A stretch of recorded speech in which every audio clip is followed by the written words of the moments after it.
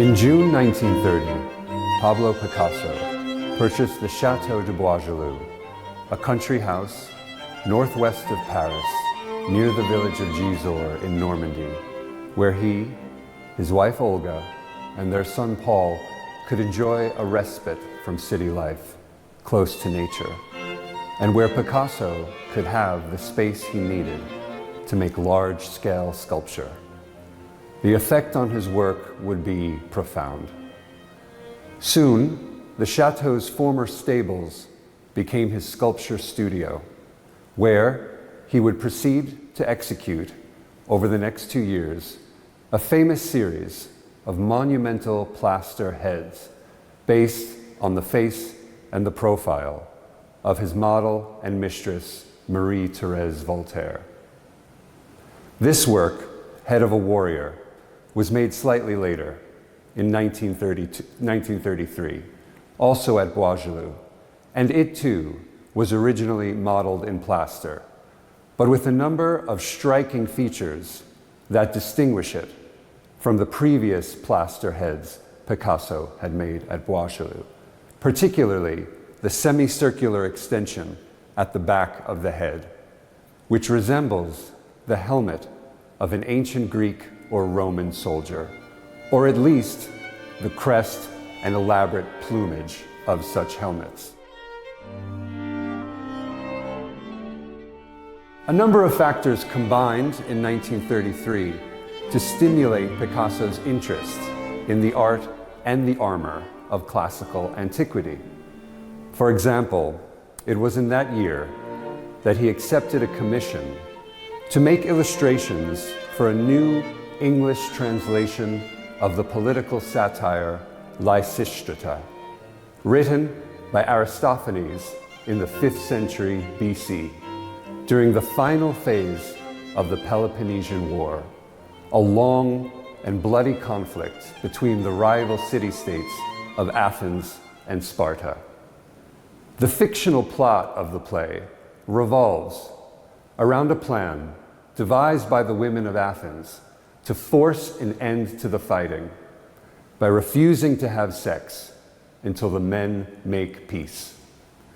Picasso's illustrations show that he knew the story very well and enjoyed visualizing its pacifist message as well as its very funny gender dynamics. In one example, he uses an impossibly tall helmet as a visual metaphor for the pent-up desire and frustration of the soldiers. This same subversive sense of humor is very much at work in Head of a Warrior, particularly in the ridiculous protrusion of the figure's facial features, including the large phallic nose that bulges between two semi-detached eyeballs. These exaggerations become even more pronounced when we move around the sculpture to this side, where we find a number of deliberate imbalances. One eye is very high, the other very low. The helmet twists in one direction, the nose in another direction, and the jaw sticks out in yet a third direction, creating an ugly underbite as well as a foolish grin.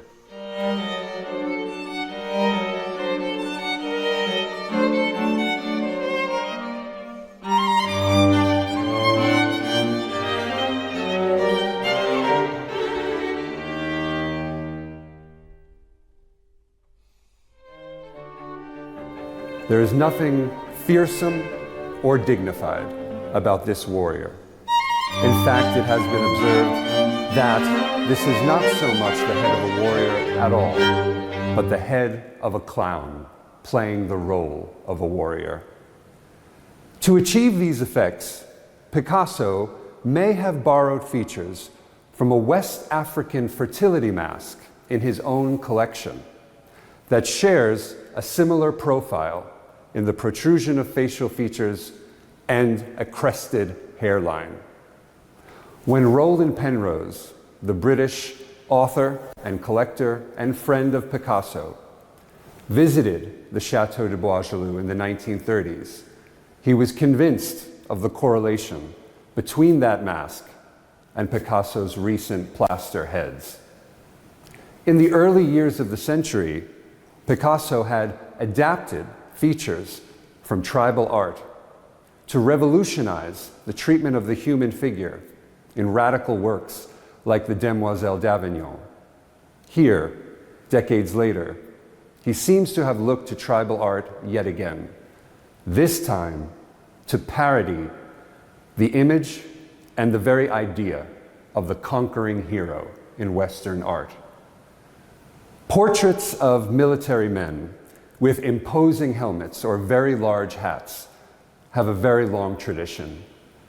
From the marble busts of the Greek general Pericles with his prominent helmet sitting on the top of his head from the 5th century BC, down to the early 19th century, and Jacques-Louis David's paintings of Napoleon on horseback, triumphant, crossing the Alps in his broad, curving bee-corn hat.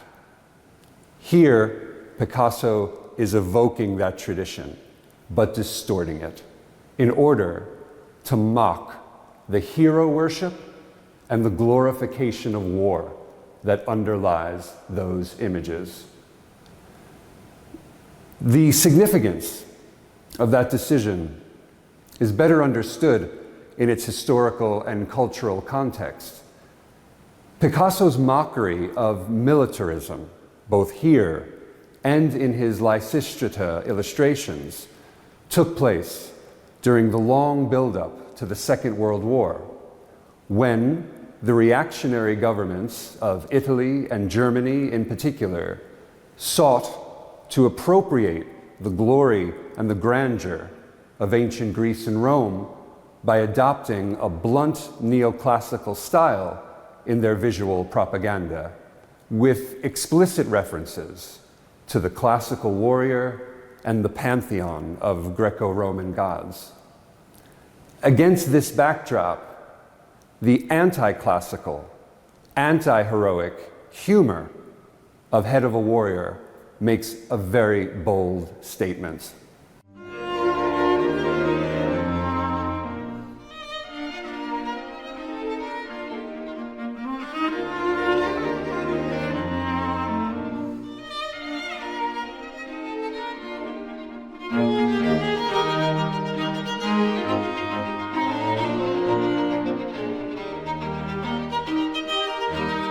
Against this historical backdrop, the anti-classical and anti-heroic humor of Head of a Warrior makes a very bold statement and offers a preview of the anti-war principles that would motivate Picasso 4 years later to paint the great mural Guernica in the midst of the Spanish Civil War. In fact, one of his earliest designs for that great painting, executed on May 1st, 1937, shows a dead soldier on the ground, still holding his spear and wearing an antique helmet like the one we see here. By that time, tragedy had replaced comedy in Picasso's response to political violence, but the image and the symbolism of the helmet remained in his mind.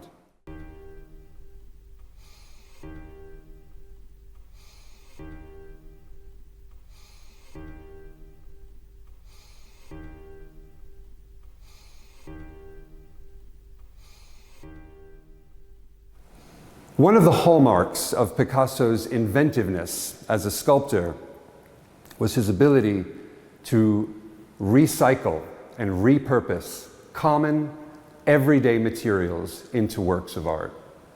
In this case, for example, he used chicken wire to shape the helmet of the warrior.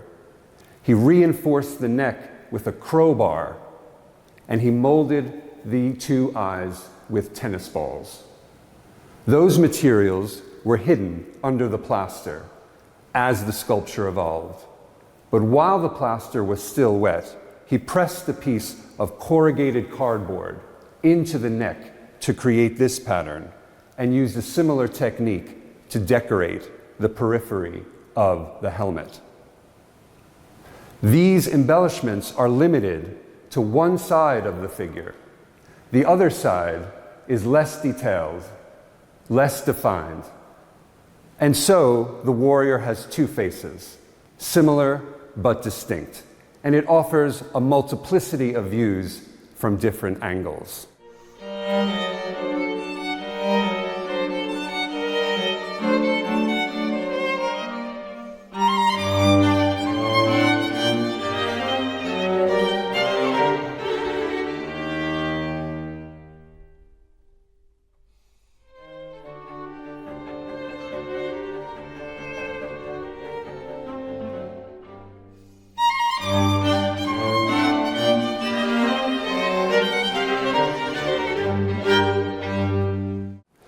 The original version of this figure was modeled in plaster at Boisgelou in 1933.